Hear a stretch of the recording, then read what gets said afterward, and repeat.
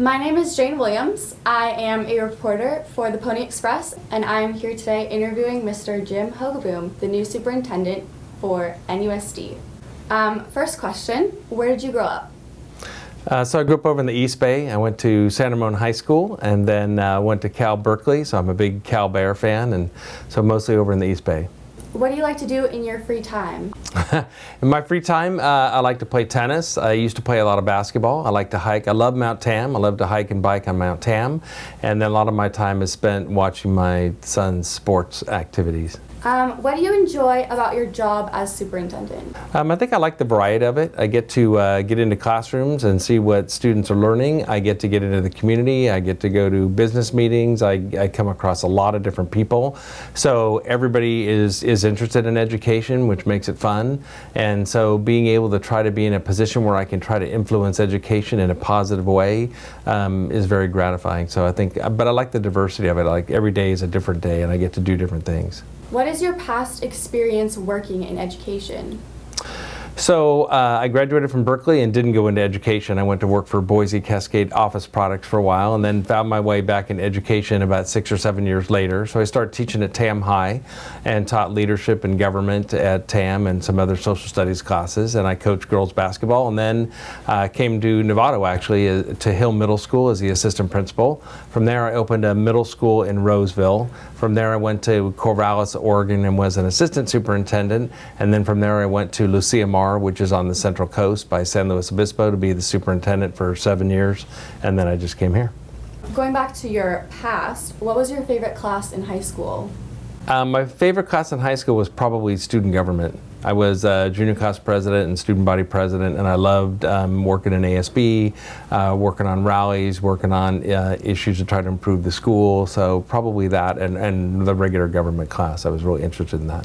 What are you passionate about inside this education system and outside the education system? I think inside education is having a school be more relevant and engaging to kids. I still unfortunately think there's too many times when kids are bored in school, and I think that we've got to work a little harder to make things more relevant and engaging through project-based learning, which a lot of our teachers are trying to look into, through a lot of academies like at San Marin, where you're trying to get students involved in an interest area that they have, or the Marin School of the Arts at Novato. So I think finding ways to engage kids, interest kids, give them real world meaningful skills and experiences through projects is probably my main mission that I think we need to work on. What are your priorities or plans for the district and why?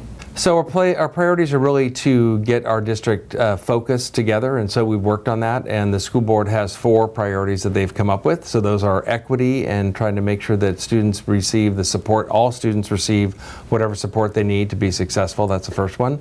Student success, which has a lot to do with the engagement and making school relevant and interesting and working on 21st century skills would be the second one. Supporting our staff, because there's been a lot of changes in education over the last couple of years, and professional development for our staff would be the third one, and retaining and hiring the best teachers. And then the fourth one is community outreach and communication, to make sure that we're giving the community the information they need and also getting information from them. What skills do you think students need to be successful in high school, and how are you going to ensure that they have those skills?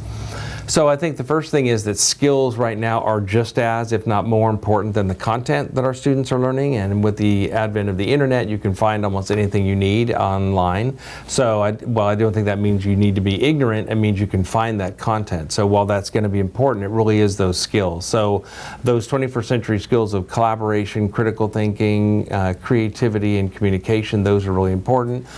Things like being self-directed, things like being culturally competent and aware, perseverance. I think those are the kinds of things we need to be working on, and I think we're right now as a district trying to identify what are the most important of those, how do we assess those, and how do we make sure that we're teaching those so that the skills and the content are given equal priority.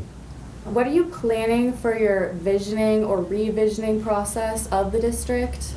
So we're starting with our high school teachers and middle school teachers, and we've been working with them on what are the most important skills our students need to have. We're going to bring both the high school and middle school teachers together in the next few weeks. So we'll start with them, and then we'll basically ask everybody the same questions, which are along the lines of how has our world changed in the last 25 years? What would be the skills that our students need to have to be successful in that world? And then how well are we doing with teaching that? So that's kind of our focus, is to get engagement and involvement from as many people as we can, and then narrow that list down to 3, 4, or 5 skills, and then try to do a better job of teaching those things. Why are you passionate about student voice, and how will this affect or change the district and how it's run? Well, I think there's a couple of segments of people that I don't think we listen to much, and students is one of those. And you guys are sitting in the classes every day. You have great insights into what's working and what's not working, but sometimes we don't tap into that. We don't ask you, what do you think about that? We don't ask for input teachers necessarily to get input from how could teachers do a better job? How could classes be more interesting? What are some other classes you would like to have? So again, I think we've got a group of people who are right there experiencing our education. It's supposed to be for you. It's supposed to help make sure you're really prepared, yet we don't oftentimes ask you, how is it working? Is this working for you? Is it not? So I just think it's something that's been overlooked for a long time. So we're trying to do a better job of that by asking student groups. I know both of our high schools have student advisory committees together. I want to tap into that and go talk to our students more. We have 3 student board members now that we didn't have before, and we're not just going to have them sit there reporting out on the activities of the high schools, but actually try to get their input into some of the substance of what the school board's dealing with as well. So we do a better job of trying to get that student perspective, and some of the committees and things we have about the visioning process, we're making sure that we have students on there as well. I've heard about some issues surrounding the EL program at San Marin. How have they been resolved, and what is the plan for the future of the program? So I think with our English learners in the district as a whole, we are always looking to improve what we're doing. And so we piloted a program called Kevin Clark, and it's a very specific strategies to try to improve the English language development of our students. And so we did a lot of training and piloting of that over the summer. So we basically have a more, I would say, specific and rigorous program to teach the English language to our mostly Spanish-speaking students. So we've added classes at both San Marin and Novato High School. We're looking at maybe bringing that down to the middle schools next year. And the whole purpose is to do a better job of helping our non-English speaking students learn English, better and faster. How do you feel about Global Academy so far at San Marin, which is a new program this year? What do you hope to see come out of programs like the Academy and STEM? I love the Academy idea. I think it's great. We talked before about tapping into student interest, and I think the more that we can integrate programs and show students the connections, and if you're interested in something, really give you more support in that, I think it's awesome. So the STEM program and biodiversity and global awareness, I think those are great ways to, again, not only integrate things, but show students the connections and tap into the awareness. So I think that that's a great way to make school more meaningful, maybe more engaging, and get groups of teachers working together with groups of students who are all kind of interested in the same thing. So I love those ideas, and I love what's happening at San Marin with that. Are there plans for academies at Novato High School? Obviously, MSA is very far down a path. Like, how is that going? So I think MSA is doing great, and I think what they're thinking about there maybe is not not academies, but more pathways. So career technical education pathways. So I think they're talking about maybe a business entrepreneurship pathway, maybe a health pathway. So it's not as it's not like you get in that academy and that's all that you take, but maybe you take 2 or 3 classes that give you some experience in that. And we're trying to also work with the College of Marin to see if we can get some classes there that students from both San Marin and Novato High can take, especially at Indian Valley since it's so close. What is your vision for the future of the structure of classes and academies at the high schools? Well, again, I think project-based learning is the way to go, and I think the more we can integrate classes, the better. I think I like a block schedule where you have more time to get into things for discussion. I think that discrete classes that don't have anything to do with each other are not a good thing. If I had to go to 7 different classes in 7 different ways that didn't have anything tied together, that's not a good way to go. So I like flexibility. I like it when students can take classes at College of Marin and get credit for it. We probably need to start looking at distance learning some. So I mean, it's a really changing world, and unfortunately education's a little bit slow to change with that. So again, students learn in all different kinds of ways, and we're not always as flexible and nimble as a school system to be able to be as responsive to that. So not everybody learns by sitting in a class of 30 to 35 kids having the teacher talk at them. So anything we can do to mix that up, to get students more involved in that, to have the teachers work with students more, to get students out in the community. I'd love to see more internships, all those kinds of things that really play on what students are interested in, not just a teacher standing there telling kids how things work. Is there plans for more structure like that at lower grades, so like elementary and middle schools? So I know middles are doing a lot of project-based learning, and hopefully that'll just that'll grow. They still have some integrated social studies and English language arts. At Sinaloa they have social studies, language arts, and science. So in some of those areas they're already able to do that. And elementary, I think, is doing all kinds of interesting stuff, and technology is a big part of that as well. So I love it, like at Hamilton, where all the kids are given an iPad, and we're certainly going to work towards being able to have a one-to-one learning environment where students are being able to use that, because technology, I think, has a great opportunity to really engage kids more in learning, get them working in groups together and that kind of thing. How do you feel about the phasing out of honors English and earth science at San Marin? So that decision got made before I got here, but I think that our main job as a school district is to make sure all of our students are challenged, and then I think there's a lot of different ways to do that. So I think there's again, and maybe that's being challenged with an AP class on one hand, or we talked about English language learners, maybe they're challenged in a different way. So I know there's a lot of different ways to make sure that kids are given a rigorous, strong curriculum, and so sometimes honors are part of that, and sometimes they aren't. I'm not sure that honors classes necessarily get that extra weight, so I think schools are always balancing how to help you make sure that you guys as students get the rigor and the challenge that you need to be successful later on. What is your opinion on Common Core a couple of years into the transition, and how does it affect lower and elementary grades as well as high schools?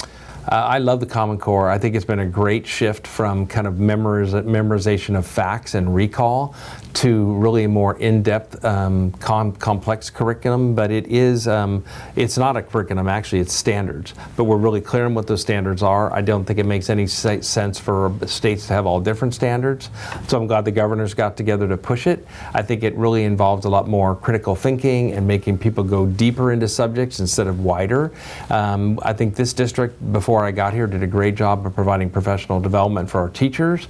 So really, obviously, that focuses on language arts and math. Math in particular, I've been amazed at how our teachers have embraced college prep math.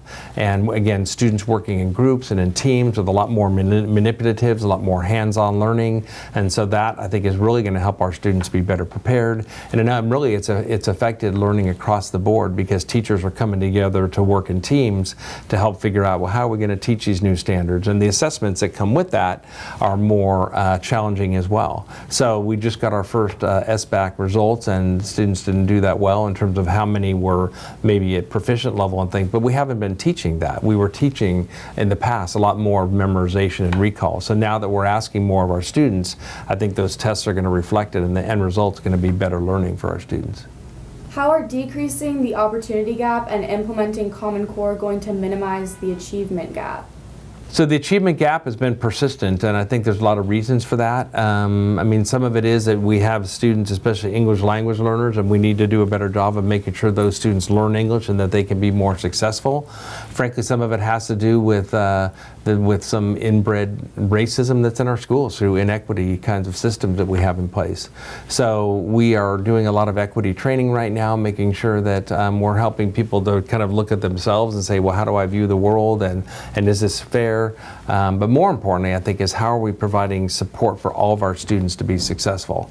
Not everybody learns the same way. Some students need more support than others, and we have to make sure that those students who are not doing as well as we want, that we're giving them the support they need. And to me, that's what's going to be necessary to close the achievement gap. What are your plans for increasing communication with the community? So a lot of it is outreach, a lot of it's being in different places, whether that's going to PTA meetings at schools, or last night we just had a community meeting at Novato High School. Later on this week we have a traffic meeting at San Jose. So a lot of it's just being out in the community and attending those meetings, but also inviting people in and making sure that people feel welcome. I did mention students as one of our groups that is really underrepresented. We don't talk to them enough. Another, I think, it's our Spanish-speaking parents. Because they don't speak English, sometimes they don't feel comfortable coming into our schools. So sometimes I think that makes the burden on us to reach out to those parents. Maybe we go to a local church where there's a lot of Spanish-speaking parents, or we go to the ELAC meetings or the DLAC meetings. And not only that, but translating a lot of our materials in Spanish. So a lot of it's going out to where people are and not just expecting that people are going to come down to the district office. San Marin seems to be focusing on sciences with STEM. Novato has MSA. Where does the SMART program at San Marin fit in? So I think that academies and whether that's MSA or STEM are really important to tap into students' interests, but I think it's also important for schools to try to meet the needs of everybody. So not everybody's going to be able to go to the Marin School for the Arts. I mean, I might want to go to San Marin, and so I think it's important that I should be able to take drama at San Marin. I should be able to take great art classes, music, chorus, that kind of thing. So while I think that focus is important, I think we do need to support all of our students. So it's not like, oh, you're interested in the arts and music, everybody's going to go to Novato High, or you're just interested in science and technology, so that you're only going to go to San Marin. So while those focus areas are important, I do think it's important to support, a well-rounded education as well. Now that you've been at the district for 90 days, what is your assessment of the district? So my assessment of the district is it's in good shape. I spent most of July, when most of the teachers and administrators weren't here, meeting with our community groups. And one of the things that's amazing to me about Marin is the number of support groups we have. So whether that's the Boys and Girls Club, or the Youth Center, or 10,000 Degrees, or the Marin Community Foundation, there's just tons of support for students, and that's really makes Marin's stand apart from some other places. So meeting with all the community groups, and then I've been to every school. I've tried to get into classrooms every week, meeting with our teachers union and our classified union, which just came from a Chamber of Commerce meeting today. So it's been great to get out there and meet everybody and see what their perspective is. So my sense is that Novato is in really good shape going forward, but that we do have some work to do, not only in terms of identifying those 21st century skills and doing a better job of teaching those, but also with our facilities.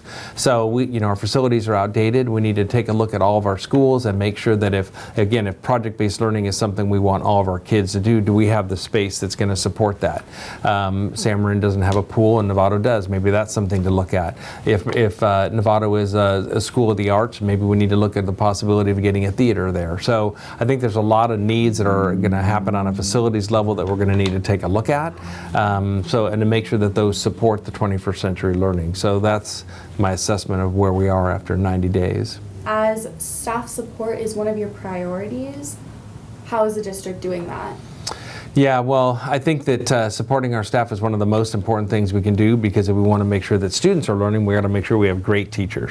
And if I was a teacher, I'd be a little overwhelmed. I mean, the funding formula for schools has changed with the local control funding formula. There's LCAP, the Local Control Accountability Plan. There's the Common Core. There's the Next Gen Science Standards. Teachers are supposed to be integrating technology into all their classes. They're supposed to be bringing in project-based learning, authentic assessments, and all that. So it's overwhelming. And one of the great things Novato did, again, before I got here, was to hire coaches. So we've taken some of our very best teachers and we're using them to coach other teachers, and they're doing that with GLAD strategies and PSYOP strategies and technology and PBL and all that. So I think that's a great way of taking your best teachers and using them to help other teachers get better, and just make sure that we provide great professional development. So in Novato we have either a late start Wednesday or an early out Wednesday, and so every week our teachers get a chance to come together and plan and work together to collaborate, and I think that planning time is really, really important. So I think one of the best ways we support our teachers is making sure that we offer them great professional development to help them